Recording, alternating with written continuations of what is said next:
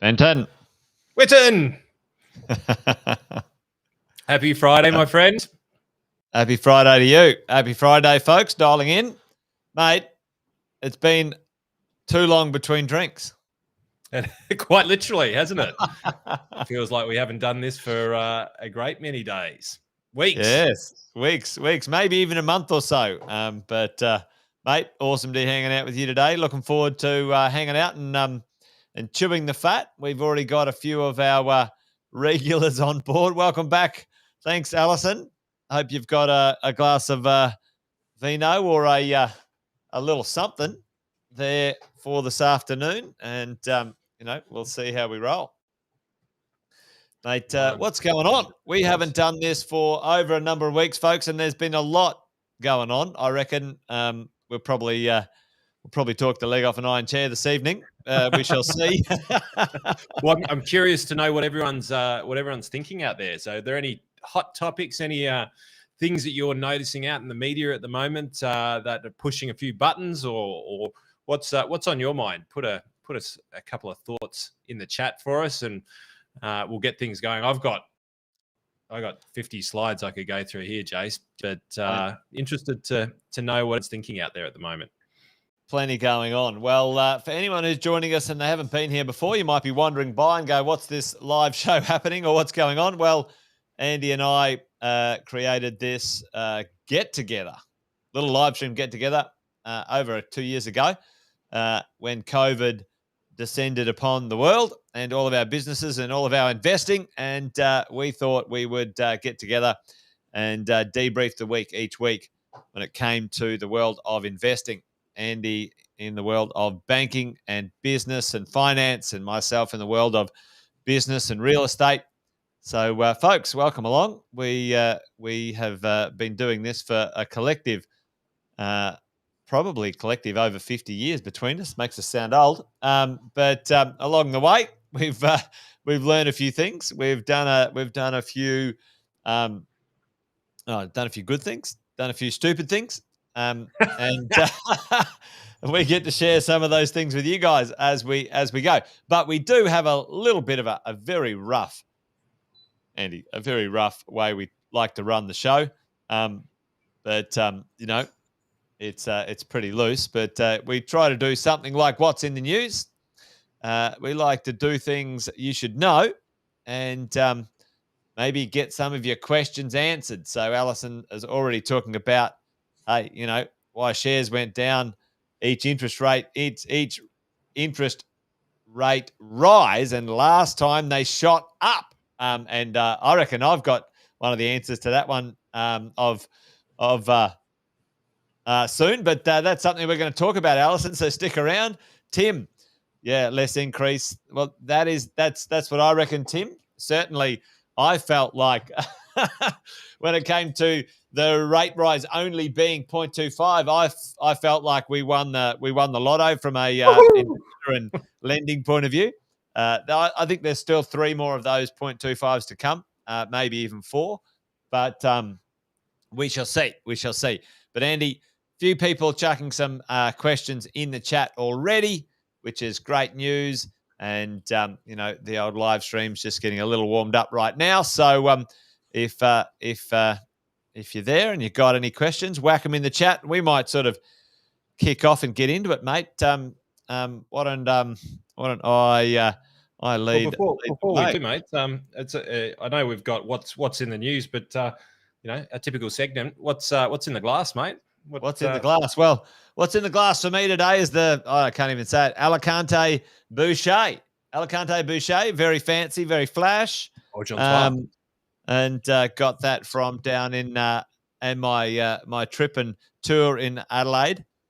So hopefully it goes down all right, mate. It goes down all right.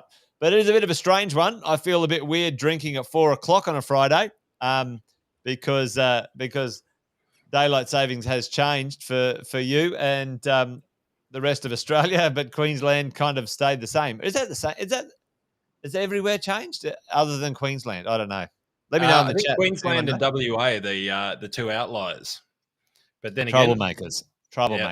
Always have been. Always have been. Yep. But we love a good troublemaker. We do. But that's good to see. Well, welcome along, folks. Why don't we get into the show today and see what's going on? Ding dong, the witch is dead, Andy. Oh,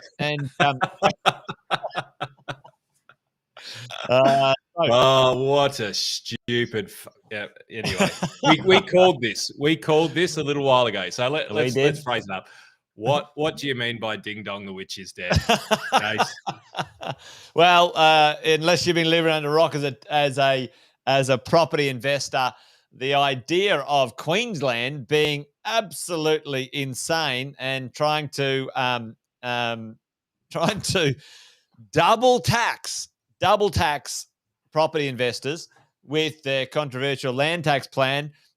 They've received more heat than they could possibly imagine from such a stupid idea. I don't know who they asked in the first place. Obviously, nobody. The premier has had to come out and said, "Hang on. Okay, we're not going to do it. It is a stupid plan. Let's get rid of it." They snuck it through in the budget, Andy, with very little detail, and it was quite hilarious. It was great to see a few of the other states. The New South Wales Premier said, "Not on my watch, ladies and gents. You won't be doing this, and I won't be giving you any property owners' details from New South Wales, so you can stick that in your pipe and smoke it. Good luck with your plans." And pretty shortly after that, yeah. Not only that, Andy, there were some very smart people looking at it as an illegal tax. It was unconstitutional, wasn't it? Well, it's not a controversial, it's an unconstitutional land tax. Yeah. And perhaps if some of these politicians actually went to school, I'm starting to think that it's the Ricky Gervais thing. You know, it's almost like these guys have spent less time in school than Greta Thunberg. But we coined it straight off the bat when it came out. We said it's anti-constitutional. It's creating a double tax. The reason why they found it so difficult a little while ago, Jace, these penny thieving politicians. Actually, that's great. Love it. Because thieving, the PTPs, penny thieving pollies. Jace, you might remember that a little while ago they tried to get the franking credits taxable, or weren't going to give the franking credits back if you're in pension mode. Now, there was a whole lot of rhetoric thrown around as to the reason why it didn't pass. But the reason why it didn't pass is because it's a double tax. And if these idiots actually understood the Constitution of Australia, which clearly they have no idea about, they're representing, largely the Constitution of Australia, but clearly they haven't read the rule book. And it's a pretty big rule book, but Jesus, one of the most fun, here's the rub, Jace. We have double taxation treaties with 40 countries. God, we've got it with Papua New Guinea. And so fundamental to the tax legislation is this idea that you can't get taxed twice, right? I've just brought it up. It's insane. And hopefully you might be able to see this. I'll put that up there for us. All right. So this is a website. Tax summaries from PricewaterhouseCoopers. Now, look at the list of countries that Australia has a double taxation agreement with. Make it a bit bigger. I think you squidged it for some reason, somehow. I'll just go around. There's a list. We've got it with Russia. And they're trying to invade the Ukraine at the moment. British Virgin Islands. Where are the Virgin Islands? It's got an asterisk there. So the reason why this is laughable, Jace, is that foundational to the tax legislation is this idea that you cannot get taxed twice. Yeah. Right. And we've negotiated this with countries all across the world, and some witch, ding dong, comes in and goes, you know what? I've got a great idea to pull a few pennies out of other people's pockets. We'll create a new land tax. How absolutely bloody ridiculous, stupid. It was never going to get up. Scared the living daylights out of people. And mate, if we had a shame file, do you remember Darren Hinch, the shame file? Yes. Shame on you. Unbelievable. Well, thankfully, well, I don't know if common sense provide, because they don't have much of a way of common sense, but the law, in its in its in its Fairly black and white essence, way. yeah, in its essence, is there to stop this sort of ludicrousness happening. So we're glad to see that occurred. So big tick in the box for property investors, Andy. Certainly those who polled into Queensland, and we did have a huge amount of people thinking that they were going to pay a lot more than they should have. Now, one thing we did from that is we actually created, ladies and gents, a land tax calculator for people. So if you want the land tax calculator, you need to join my mentoring program, and I'll give it to you. And if you're in the mentoring program, you can get it for free. But let's talk about something else. And Alison asked about why is it that shares went up, Andy? Because it was only a 0.25 of an increase of recent times, or the last rate increase. But check it out. This has been pretty nice for a period of time. Actually, I'll make that a bit of a different color. It's been pretty nice for a long time. Low to no interest out there in the marketplace, and we have had a number of consecutive increases in rates of recent times. Andy and I were talking one of the last Wealth, Wine and Wisdoms that we did about the bond rates, the 1 and 3 and 5 and 10 year bond rates, which correlated to this stuff, which is interesting.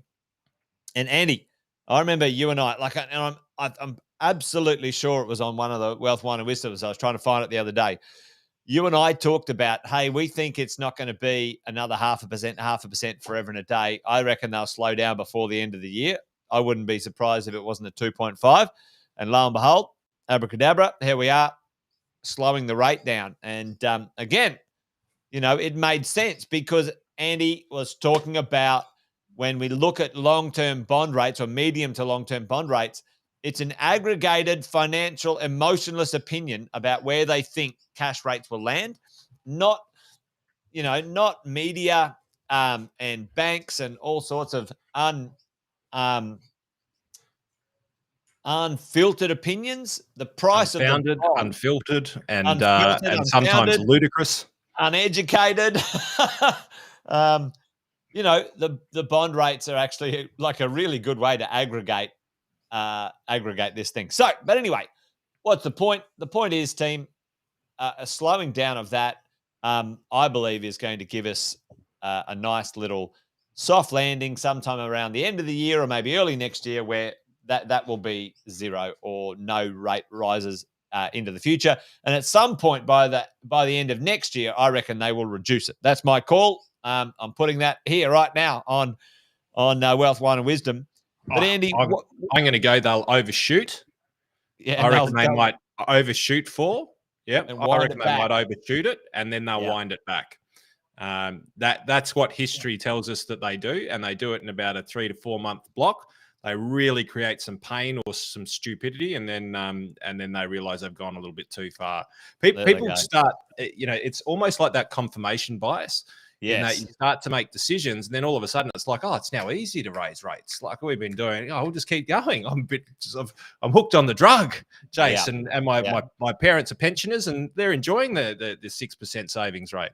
So my tip would be, and it's really just based on historical evidence of them making or overshooting and having to correct back. And it's part of the reason for that as well is, and I'm not taking a pop at the Reserve Bank. I think the politicians have taken enough of the pop of the Reserve Bank, trying to blame the Reserve Bank for the screw-ups that the politicians have made. It's unbelievable. It's like a schoolyard. But the inflationary data that the banks, the Reserve Bank uses to raise and cut rates, it's 3 months old at the time that they make the decisions. Yeah. So it kind of makes sense, right, that they're going to overshoot that measure based on how the statistics roll in. Yeah, in history, and that's an interesting one because, I say this all the time with property investors. With a valuer is looking 3 to 6 months in history as well. It's very rare that they would take a sale today as gospel, that they would hang their license or their hat on. For us as investors, to look into the moment now and or into the future, we need to understand how to do that. When it comes to interest rates, when it comes to values, when it comes to all sorts of things. So yeah, So that to, makes sense. to answer Alison's question, Jace. So you've kind of jumped around it and you've alluded to it, but let me Well, ask you the question directly. I was going to throw to you in a second. All right. Oh, okay. Well, I'll shut up. Keep going, Jace.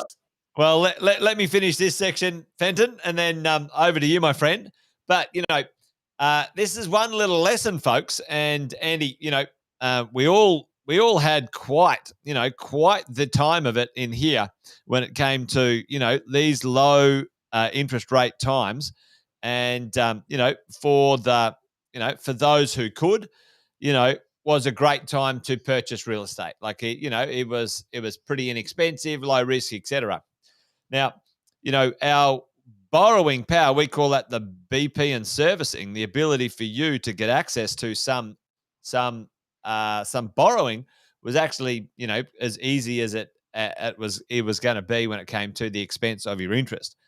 What now, when interest rates have gone up or cash rates have gone up, interest rates are passed on through.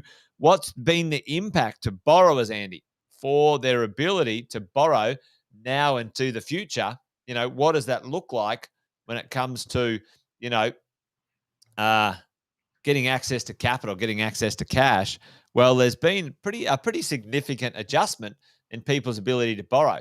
If you have a look at this quick little chart here, literally 6 months ago, someone could borrow 500,000, and now their ability to borrow is 391. Right now, this is approximate, and if you were sort of sitting around 6 months ago, if you were sitting around 2 years ago, waiting for the property market to collapse, this is the cost of that uncertainty or not taking action.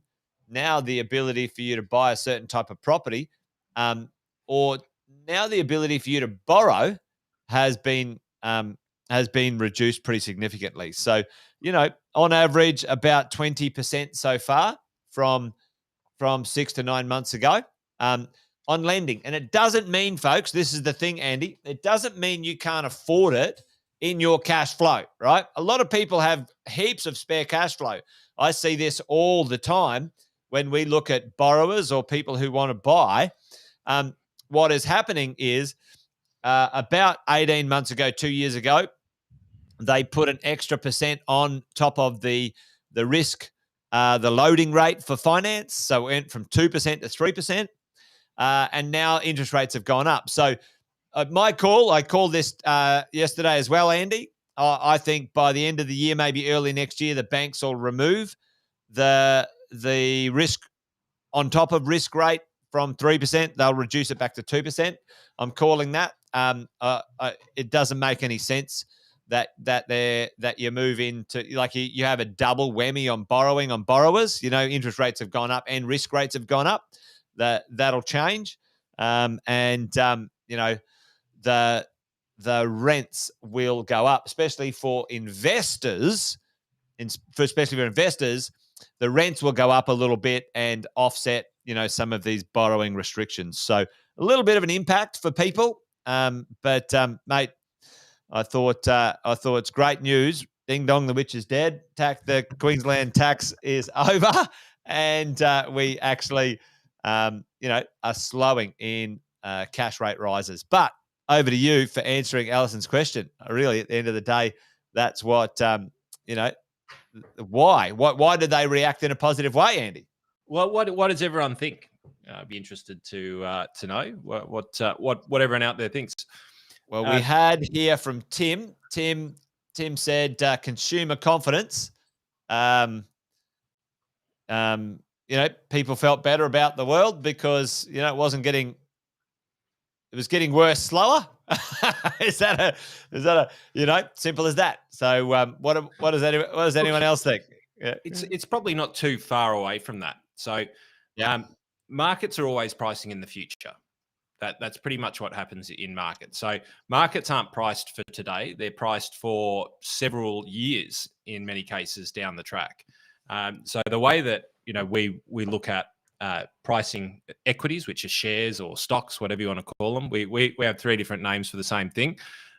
just to make it more difficult for everyone to understand it, I think. And so effectively what they do is they it's like a discounted cash flow model in some cases, but they're going, what's this company going to be worth based on its cash flow and its growth prospects, several years down the track. Yeah. And one of the major inputs to it is interest rate, because interest rates are expenses. Company borrow them. It's the way that they raise capital as well. So it dictates a lot of what happens in listed companies. So at any point in time when a market is shocked by an event that it was expecting to go in a different direction, the market will move to arbitrage that gap in expectation. And this goes to, you and I got to catch up with Mo Gravatt. I might have butchered that, who was one of the most successful leaders in Google. Wonderful, wonderful man. And he has a happiness equation, which I love. Let's see if I butcher this one. It was give it a whirl. Happiness equals life events being equal to or greater than expectations. Happiness equals life events being equal to or greater than expectations. So markets are very, very similar. If a market is happy, is when the expectation of what's happening in the world or the events that happen in the world are less abrasive for it.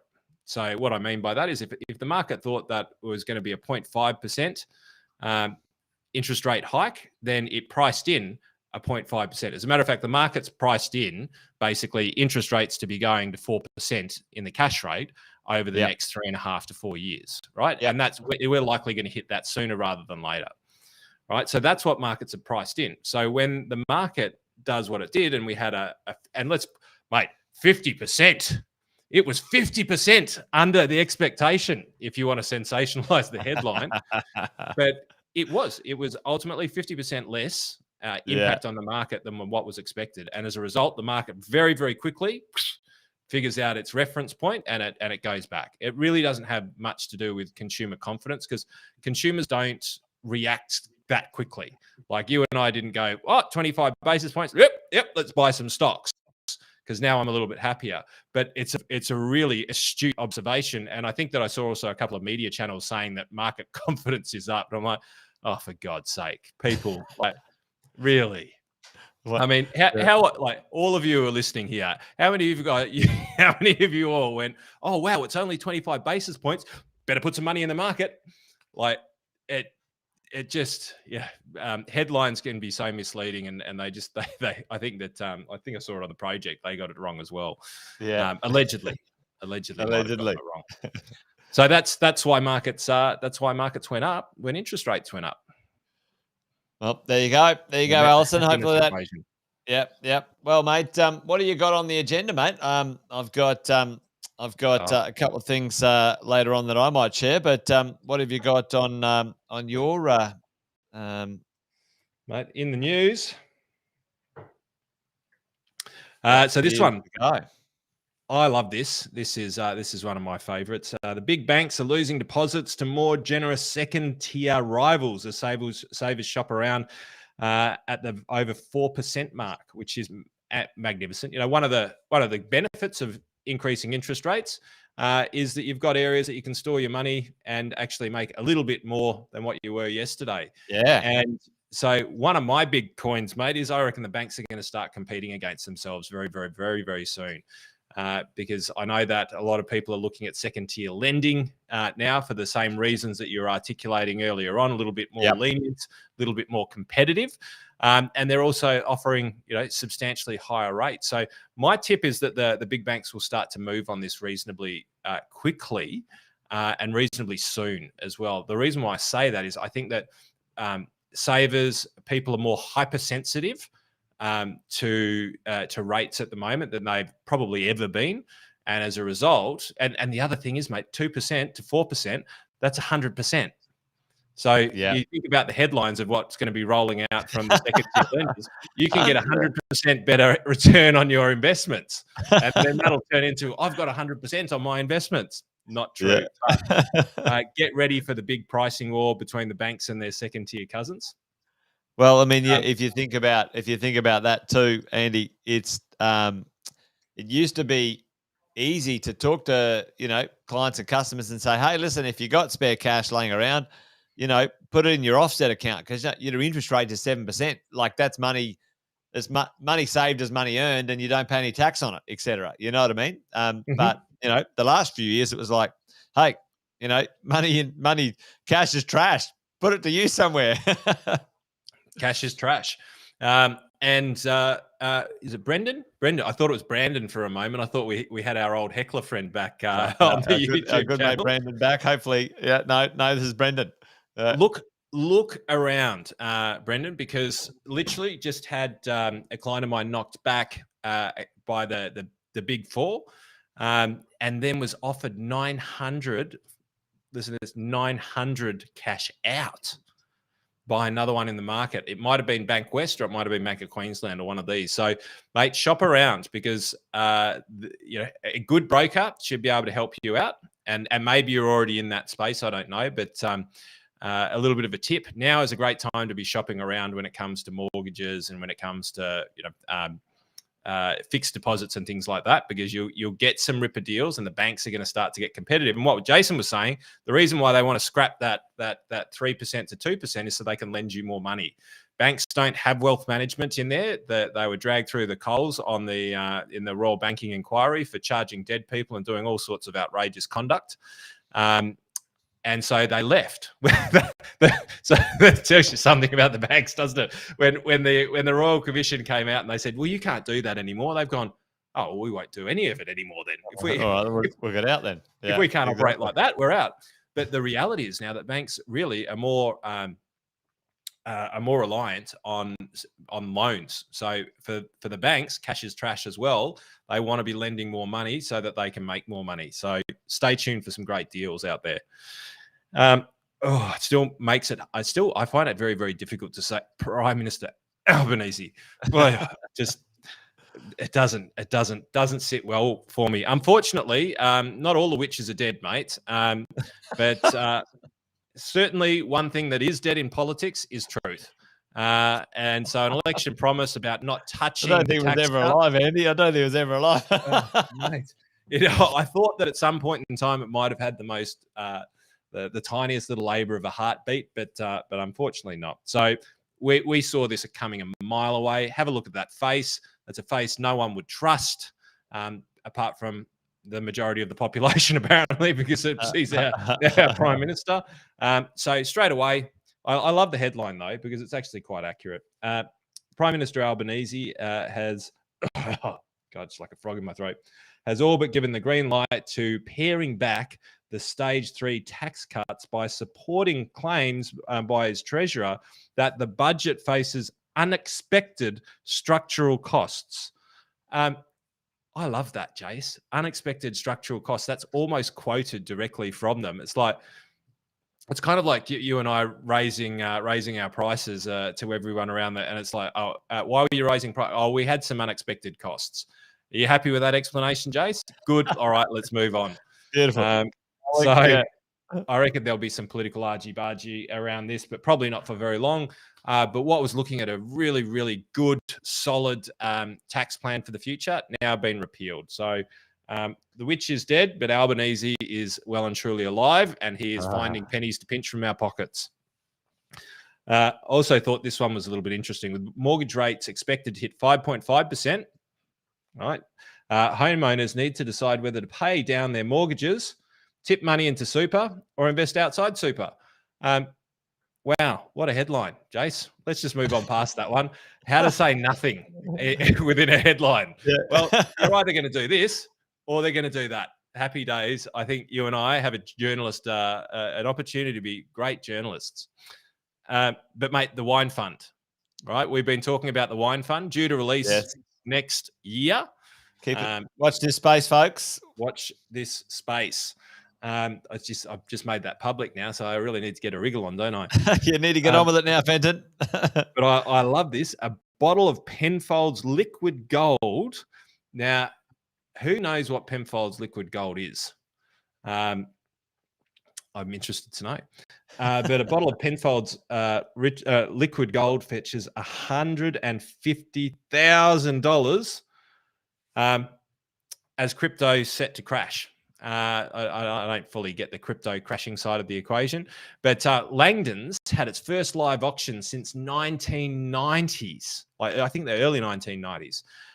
So the exclusive affair had well over $740,000 worth of wine sold, including this one bottle of Penfolds Grange Hermitage for $150,000. It was a bin one Shiraz of 1951. Wow. 1951. So not a bad return by all measures. And Jace, as you know, I'm a big fan. I've been watching non-correlated markets and we invest in those for our clients. And this is one that, mate, it's another feather in the cap where I go, let's keep drinking, Jace, and let's see if we can acquire some more of these. It's got to be tax deductible research, and that's what I like, mate. 100%. We're all about removing risk, accelerating wealth, and minimizing tax. That's right. That's right. Well, one thing I do remember understanding from a while ago, and I can't remember where I saw this article, but when there are tougher financial times, wine,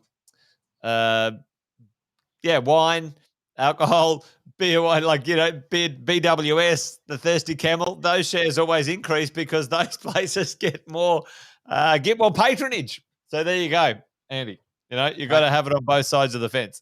Absolutely. It's a great hedge, right? Even with COVID. When COVID hit, Jesus, Dan Murphy's was one of the busiest places in the world. Totally. Unbelievable. But possibly, Jace, the biggest news, and this is one of the biggest headlines I've ever seen. That's a big claim, Andy. Mate, what's in the news is the exit plan. The exit plan had its debut and its first live event. And from all reports, Jason, I hear that the exit plan was one of the best events put on in financial services this century. I don't know. I read it somewhere. It might have been after I scribbled it down on a bit of paper, but I read it on my notepad. I read it on my notepad. As valid as any headline that I've read this week, Jason. Recently, exactly. But, mate, it was a pleasure launching that with you. I had the crowd went wild. Yes. It was a pleasure launching that with you, Debs, and the team. So, mate, looking forward to perhaps sharing some more stories on wine and wisdom with what we find from the exit plan over time, mate. And maybe we've got something very special coming soon. Yeah, totally, mate.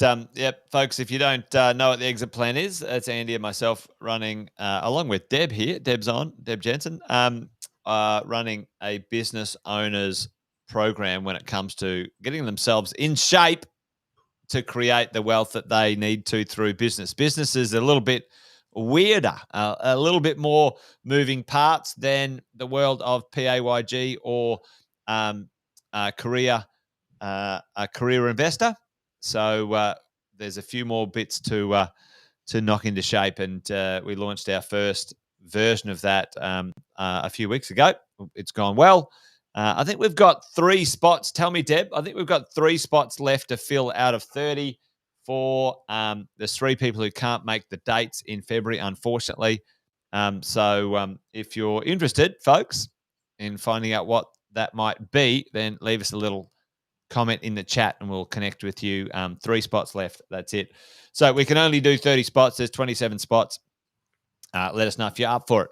But listen, Andy, back to my neck of the woods when it comes to the world of property and property investing. What's happening in the marketplace? Well, the interest rates have gone up a little, and the taxes are still playing funny buggers out there at the front end. But I can tell you right now, we have got, and I called this a while ago, Andy. You were around when I said this. We are in the middle of a disaster, folks. And I think I said it about 50 times. I saw the headline too, Jay. I thought I snapped it on the phone. It literally, it was, I think it was in the Financial Review. It finally coined. I couldn't get a hold of you. I rang as soon as it happened. Oh, But hang on, someone's calling. yep. No screenshotting the number. It's a telemarketer. And it literally said, Jace, it literally said, potentially facing the worst property shortage we've ever seen. That was the headline. And I thought, Yeah. oh, they've got a headline right. They were late to the party, but they got it right. So, mates, that they're cottoning on. I think, God, like we almost since the beginning of Wealth, Wine and Wisdom, you've been saying that we're heading towards a shortage. So that's 3 years ago now. Mate, and it was as clear as day back then. I could tell you, like it started, this disaster we're in the middle of when it comes to the property world. Started in 2018 with the APRA credit squeeze. And it really just put a bomb in our supply chain around the country, and it's just knocked it for six. And really, it hasn't recovered. And COVID just completely, dwindled it even further. But it's also a release as well, isn't it, Jace? And I was chatting with another learned friend of mine over the week. Not as learned as you, my friend, but pretty close. And basically saying that the release of land hasn't been up there. So even if we wanted to develop everything that had been released, that the land release wasn't sufficient in itself to keep up with demand. And this is where governments really need to be held to account, because this is a shire, local, state, and actually because it's happening all around Australia, it's everywhere. A federal problem. And this is fairly and squarely at our council, shire, and state governments' responsibilities. Because, Jace, you're a genius. I love you to bits. But the math isn't something that you need to be Markowitz to figure out, is it? No, it's not. What's the population growing by? How many dwellings do we need for that population? And as long as you're somewhere in, maybe 10,000 of that or something, you're going to be somewhere in the right mix.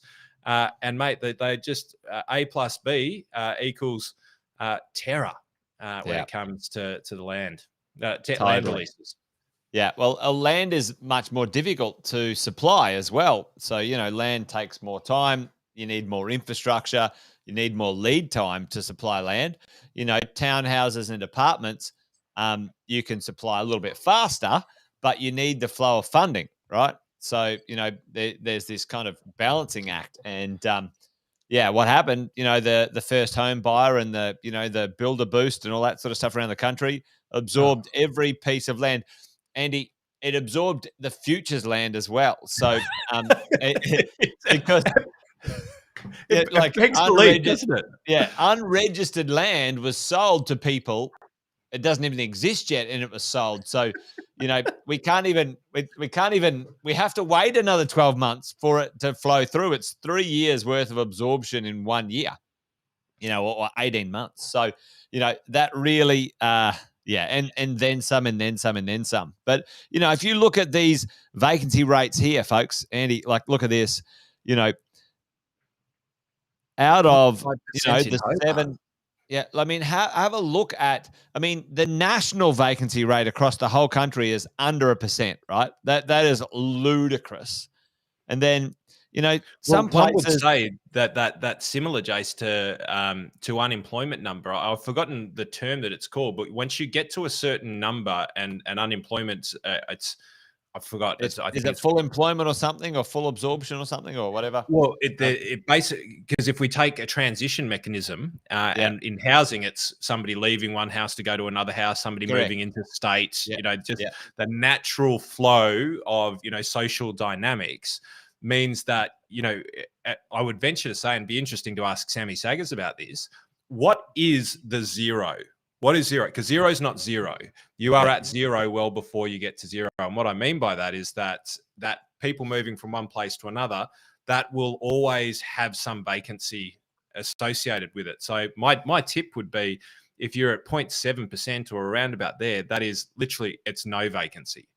And And that's completely, absolutely accurate, Andy. And in some suburbs, we know suburbs now in Melbourne where there is zero things to rent. Nobody's moving because they don't want to leave. There's nothing new in the suburb.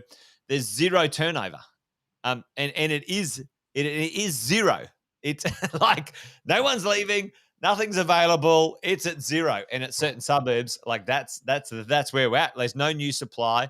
There's no one leaving because like everyone's like, nah, man, if I leave here, where do I go? It's a disaster, right? And this is a great conversation, Jace, because I'm getting asked it a lot now by people who have we missed out on the property side of things, and and then you kind of go, well, you probably should because interest rates are going up, but people need to leave somewhere, so people will pay more for it. And then you've got a cap on banking right now. Is there a potential that if we were to say, okay, well let's just say that Jace is right, because you've pretty much been right with almost every call that you've made on this, legitimately, and the banks relax their lending, right? Because ultimately, like, let's logically think through it, right? And I learned all of this from you, but in order for developers to have the confidence to put their money and develop land, they need to achieve the finance. So they need lending restrictions to be released a little bit so that more money can go into their pockets, less risk of them potentially going down as a result of building. So they need it to go down in order to be able to build the property. Now, if we don't solve to be more accurate with that, Andy, there's enough money for developers, but there's not enough money for pre-sales, right? So, so that's what. So, hey, listen, I'll give you the money if you can get the pre-sales. And what this lending issue has, like restricting lending and also interest rates going up, people are saying, I'm not buying off the plan. I'm buying something now, and I don't even know if I can afford it in the future. Not a chance on this planet, right? So that's what's happening. The people are going, nah, mate, not me, right? So they're not jumping into the game. So correct. They're not getting in. To solve this issue, then what they really need to do is unwind all of the restrictions they put on lending in the first place that really started this issue, 7 years ago. That's exactly right. Yeah. It's like, and then if they were smart, they just go, we know fuck all about this, because every time we seem to make a decision, every time we get involved, we fuck it up. we destroy it.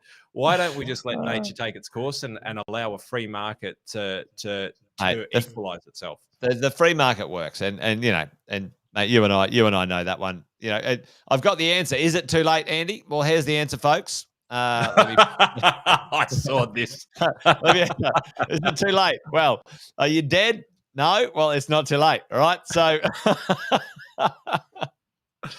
so logically thinking through it, you kind of go, well, there's a potential that it'll kick, because in my world, Jace, when it comes to commercial property, there's a number of factors, but borrowing is a big factor, right? If you can't, if borrowing isn't there, then prices will not continue to rise, right? Now, there's a few examples where that's not true, but by and large, all other things being equal, can't borrow the money, or the leverage is capped, so is the price of property. Now, it seems to be true on that side, but if they then relax the servicing requirements, then all of a sudden, Joe Bloggs, who used to be at 800, who's now at 500, could then go up to 900. And then my guess would be that if that ended up happening, you'd see the houses run again.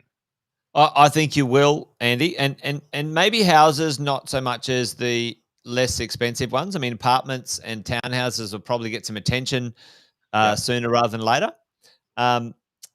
And what we're going to see, and this is, it's already well underway, is that with these vacancy rates low, you'll see the rents continue to accelerate pretty significantly over the next 2 to 3 years.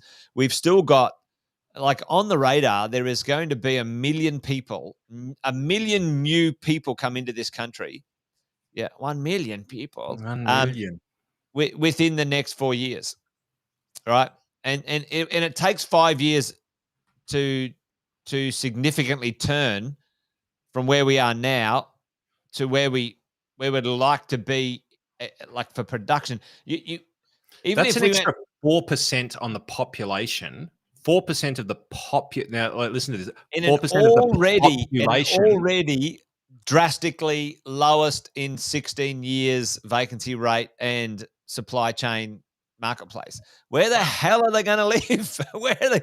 What's like? Where are they going to live? Because I can Mate. tell you right now, the government, like the government's like shit. We need people here because we need people need to do jobs. That's all they're focused on.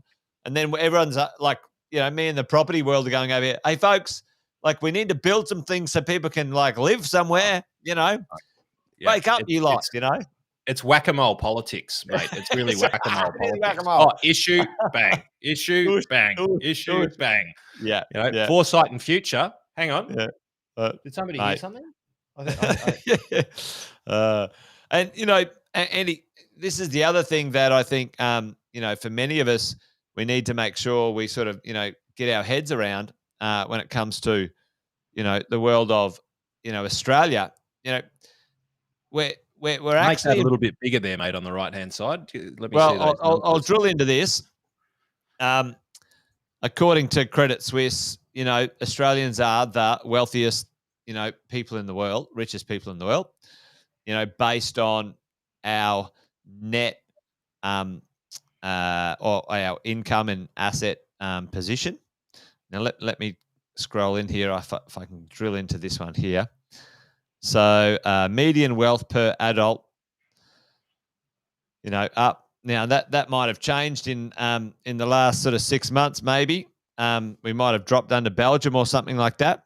But Australia's got a level of wealth and equity and savings and cash and super and all sorts of stuff that just many other countries don't have. Even though we've got some temporary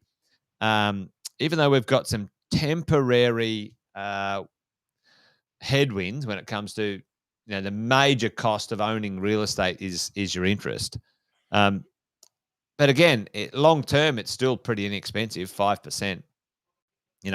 So pretty interesting to see. Aussies are pretty well up there when it comes to the world of wealth and ownership and value.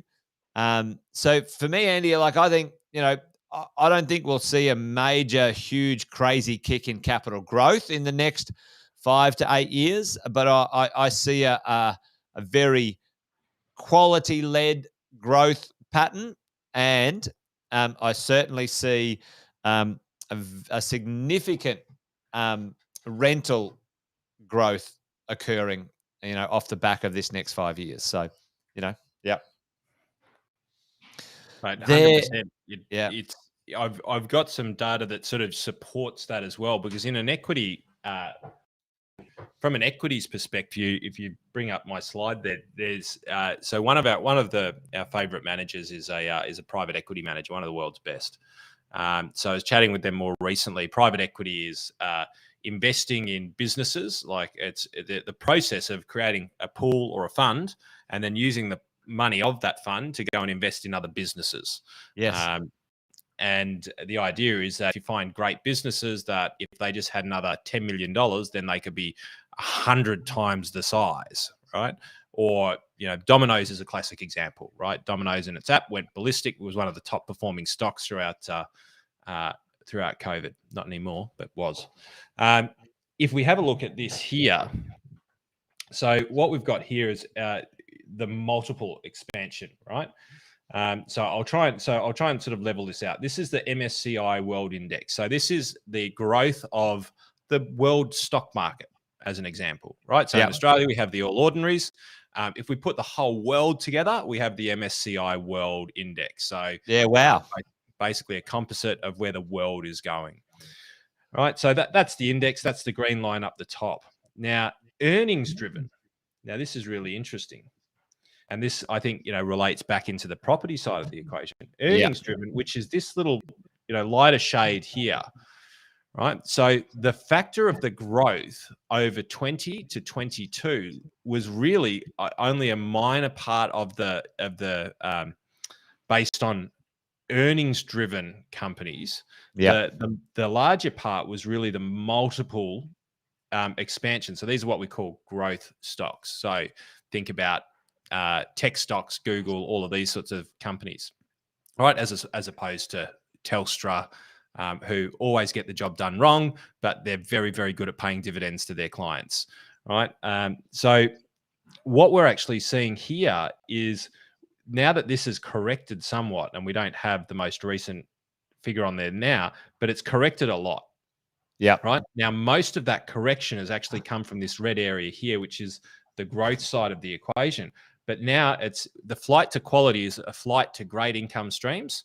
Yes. So if we have a look, and on the opposite side over where we can see the 9% and 10% just here, right? So this is the composite of the index. So on a global basis, information technology in 2012, right, was 10%.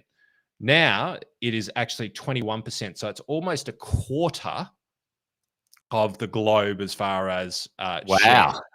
Almost a quarter. Getting up Wow. there. All right. But have a look over the last 12 months, with the MSCI world going down 21%. So that's the market return of the world over the last 12 months, or the first half, 2022, actually. So if we annualize that, it'd be more like 60. Okay.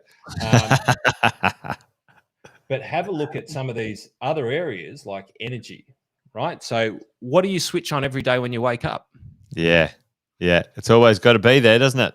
Something that is produced. Now, energy, obviously, there's an anomalous oil kick in there, but we've also got so consumer staples have had a really, really good run.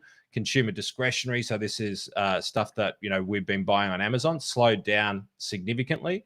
Healthcare, people still need to go and get band-aids and go to hospitals. So in my world, Jace, when you say flight to quality in the real estate world, in my world, the flight to quality is the revenue streams that are being delivered and the quality of those revenue streams. And that's where the money is going these days, in my world, in the equities world. Well, it's interesting. That's actually a direct correlation, like 30%. We have a property management business. You know that, and some of the listeners would be, aware of that as well. We've got one in Melbourne and we've got one in Brisbane. And over the last 2 years, because that is a consistent rental income stream when it comes to its value, that has risen 30%, like more, like the what someone would pay for that business has increased 30% than they would have before COVID, because they wanted a consistent income stream. I was like, wow, that's great. Even though in a tough time, someone would pay more for the business. And so I was like, yes, winning, so really interesting, Andy. Oh, mate, it was these beautiful stocks that were paying great dividends, great multiples, were just underappreciated for such a long time through COVID, because everyone threw their money into Tesla and Apple and all of these things. But I think that we did tell people, it's like, get in early, but then, understand and learn when to get out and take a bit of profit. Because if you hold these things, especially Newton's law of relativity is to a degree true in financial markets, because in my view, financial markets it's a symbiosis, right? It's a nature reserve. And I know that I'm getting all David Attenborough on you, but that's kind of the way that I see it, is that it's an ecosystem. And like any ecosystem, you introduce foreign matter into it, and the ecosystem responds to that foreign matter. And what we've seen more recently, obviously with COVID, massive amounts of stimulus, we saw the ecosystem go to these growth stocks like your Googles and things like that. But that imbalance, that massive rapid increase, if it's not supported by the rest of the ecology or the rest of the ecosystem, then it's almost bound to come down, even if it's brought down by other parts of the industry. You're almost guaranteed to have some equalization, and that's what we've seen. And these value stocks just kept on plodding away, but nobody wanted them, Jace, when they were just giving 6 or 7%, just consistently. Nobody wanted them, because they're like, oh, well, we want the 40%. And now the market's off 30% in the information technology, and potentially, moving forward, we're going to really struggle to get those types of returns out of that sector until the ecosystem changes. Yeah. I think I've heard it referred to as like mean reversion. Like it's sort of, either if it overshoots or undershoots, it'll mean revert. In statistics, it's called a stochastic walk. It's kind of like what you get if you have a few too many to drink. You're walking in the line, you kind of veer off the path a little bit. But if you draw a point from the pub to the bus stop, that's the mean. Pretty well get there. Oh, there you go. So investing is like a drunken walk, I guess. Well, you might be right about that. That's actually probably a pretty good one. Thanks, Douglas. Bit of a shout out back at you, mate. Thanks for joining us. But mate, on board. Yeah. Well, listen, I think we've got one or two questions in here. I think we may have. I could talk all night, Jace. Yeah, so just while you're finding the questions, just so everybody knows, inflation isn't just an Australia thing. It's global at the moment. So we're in the same boat as everybody else. Let me what see. are your thoughts on NDIS? Oh, this has got nothing to do with NDIS. No. All right, so tell us about this. Oh, yep, the inflation world. All right, so this is world inflation, world GDP. So we're literally in a period of time where, and this is quite paradoxical, Jace. It's where things are more expensive, but less is being produced, and we're getting less gross domestic product or less produce as a result of it. Because you would normally think, okay, well, if the whole world industry was a car industry, right? So forget any other sector. The only business in the world was a car business. Yeah. Right. Now, you would think, because gross domestic product is basically the produce of a country, right? What it produces. So if the only business was car business, that was the only business in the world, and you have inflation, which means the price of those cars are dramatically increasing over time, in this case, then all other things being equal, you would think that your GDP would go up, wouldn't you? Yeah. You would naturally think that. And so this is where some sort of rogue economists, or like I like to call them, lateral thinkers, are actually going, this disequilibrium, it can't last that long. One thing has to change, right? One of them has to change direction. We can't necessarily have both of them going in opposite directions. One of them is going to change. And I like that. It's like a 50-50 bet.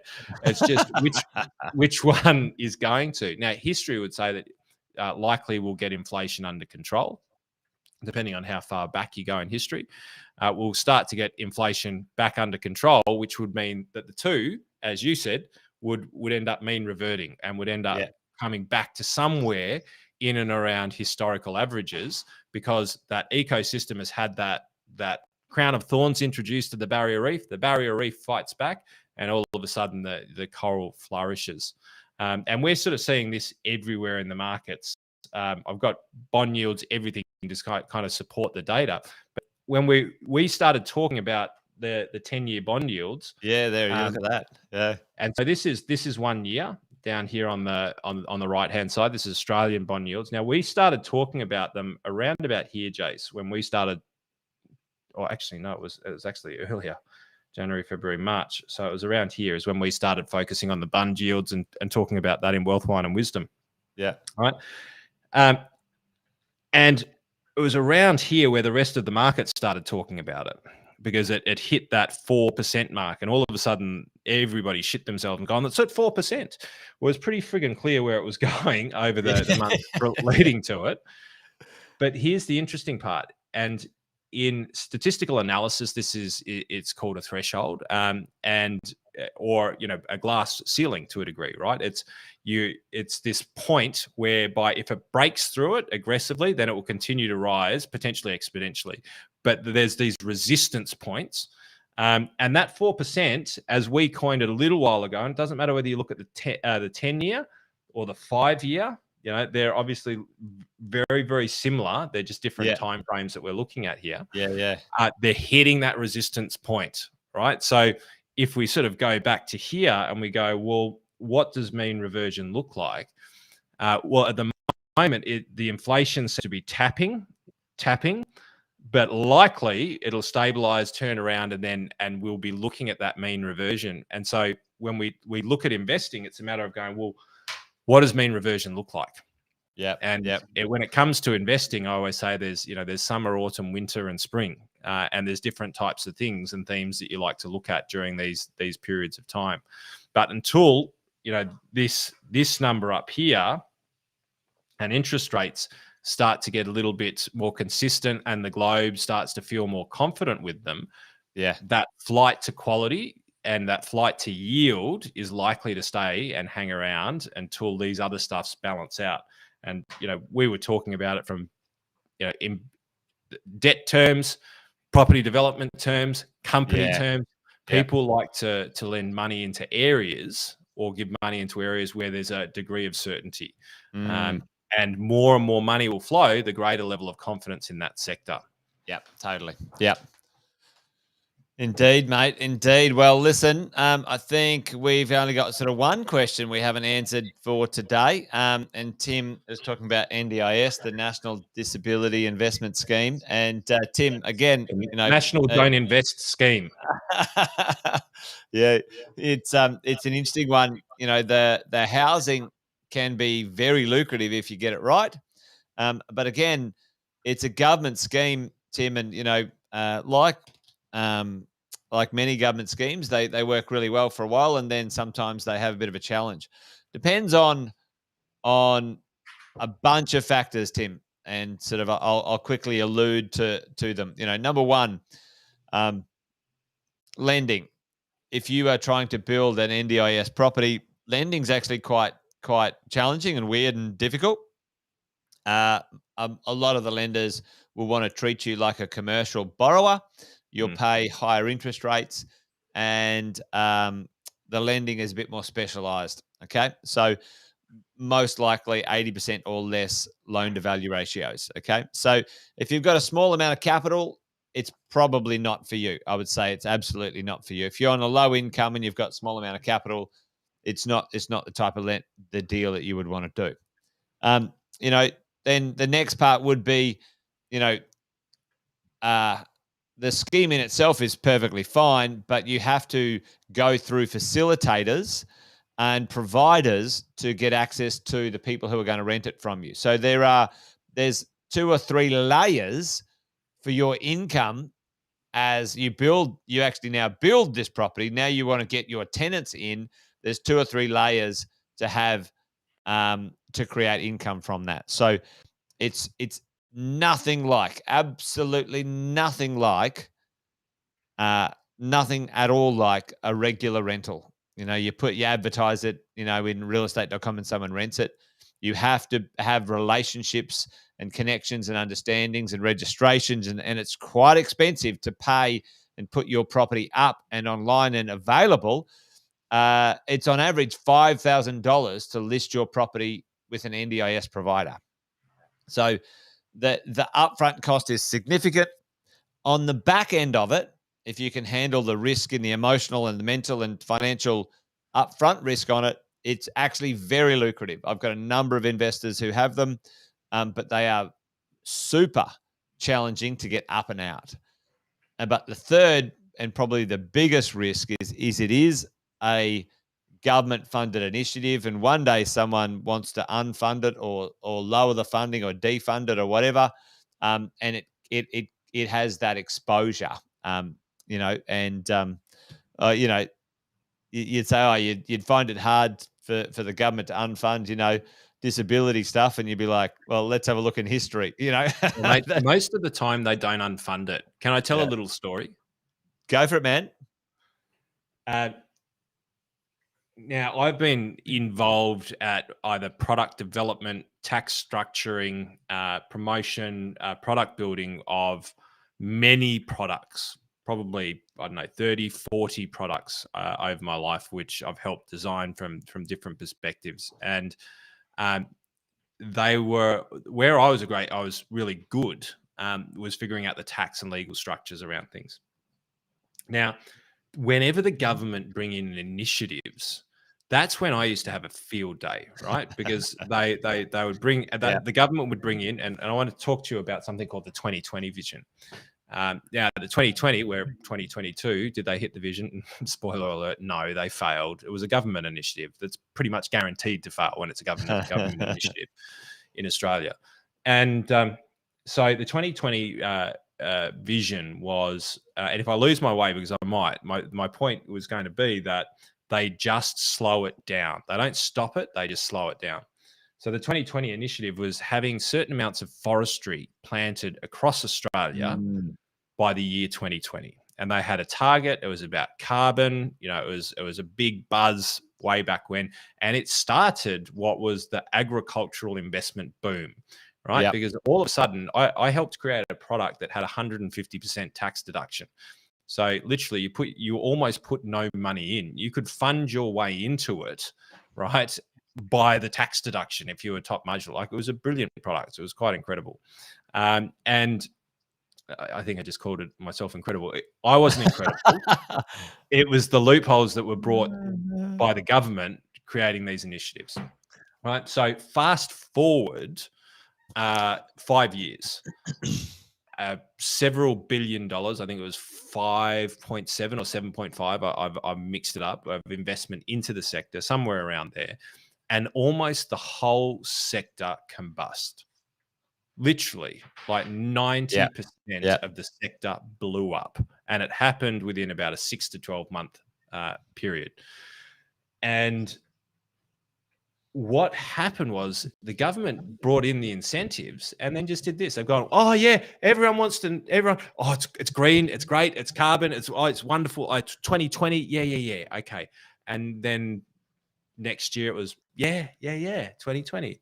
The year after it was 2020. The year after it was 2020. And what they slowly did is their focus just and then change of government. Oh, it's not our problem. So the reason why I tell this story, because it crippled billions. This is where the government, again, was almost solely responsible. Like, there was some, Collins Street, criminals allegedly that probably contributed to it, or some maybe unethical kind of behaviors. But ultimately, the government created an initiative which probably had great merit to it, then turned its back on it, didn't focus on it, didn't nurture it, didn't grow it, and it just died a natural death by itself. And well, I mean, here's an example of it right now, Andy. This one. So NRAS, National Rental Affordability Scheme, NDIS. So NRAS is now ending, which is dying a quite slow behind the scenes death. Alison's saying, why is it ending? Well, Andy, they are bringing in another initiative because the government has no idea. That didn't work. Here's a new idea, folks. And it's still a disaster because legislation is miles off the pace. So, Alison, NRAS is ending because government want build to rent companies to come into Australia. And that's another thing that's actually absorbing a significant amount, but not as much as everyone would hope. But Andy, in Melbourne,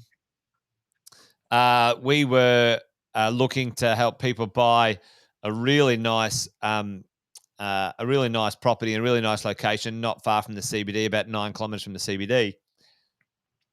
In came the build a rent company, and they bought the whole thing. They bought it, and it's now, so it will never come to market as a piece of real estate that anyone can own, and it will always carry the stigma of something like community housing or council housing, it doesn't actually help supply the general supply of the market because it's supplying not the market. And that's what happened with NRAS. NRAS choked, Alison, because it actually didn't help in any way, shape or form. And then the government it was actually probably an okay idea. And then they choked on it. They didn't administrate it. It became too hard for developers or investors to actually even sign up to do or help or be involved with. And then they said, oh, this is too hard. We're going to just chuck it in the bin, billions of dollars worth of initiatives down the toilet, you know. They just So don't that's care. what happened. They don't care. And so here's the thing. I'm not warning anybody off any type of investment.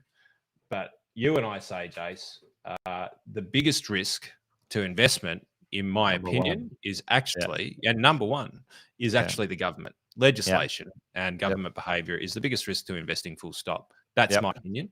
That's what we say. And so if you are investing in something... being proved right by it. Ding dong, the witch is dead. You know what?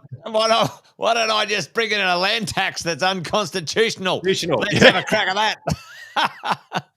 I love it. I love it.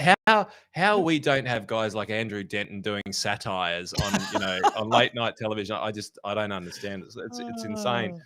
But wherever the government is giving initiatives and that makes investments work, you've really got to consider the government side of it. And I'm not saying don't, because you can make a lot of money by going into these schemes, and we have at different points in time. But understand that the government changes its mind pretty frequently, and based on popularity, and what is popular today is rarely popular tomorrow. And so going into things like NDIS as investing, going into agribusiness, and here's the thing, we're in renewables. Yep. Right. I'm very big in renewables at the moment, and I'm very big in types of energy sectors. And so I just want to highlight that, because yes, I'm investing there, and that is highly government subsidized. Right. But we are very, very much on top of what the government are doing in that sector. And if they look like they are disinterested, or it looks like it's not popular to be green anymore, we will pull money out of that sector faster than you can blink.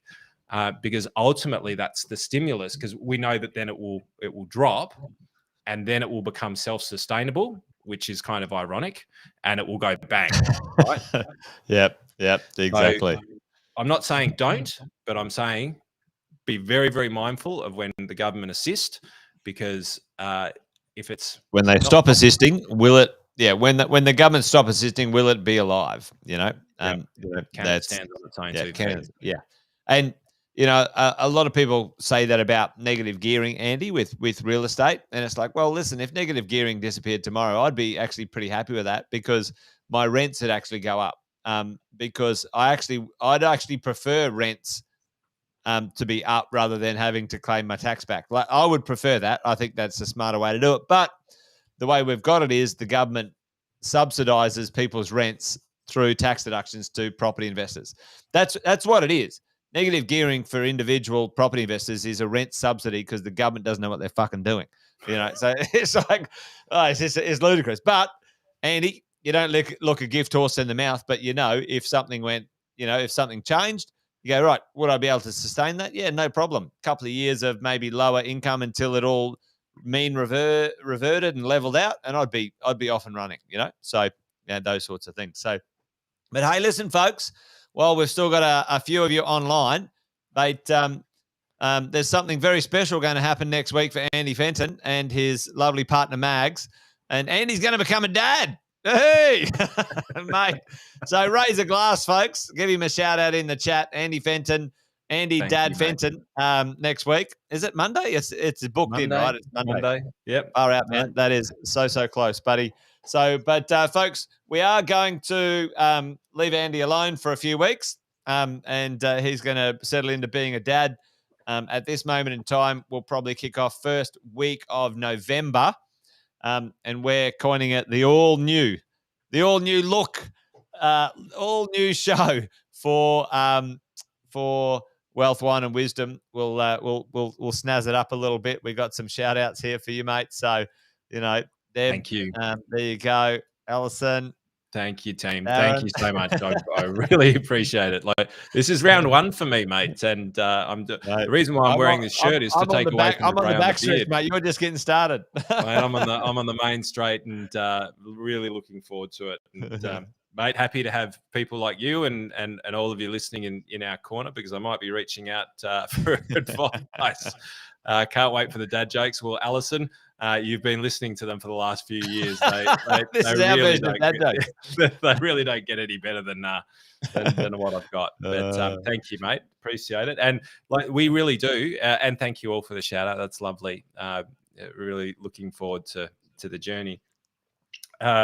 But also really looking forward to, a couple. We have a metaphorical child that we're going to bring into the wealth, wine, and wisdom space, and I'm pretty excited to do that as well. So we will be back, stronger, faster, probably not funnier, but sleep deprived, but okay, but hopefully still there.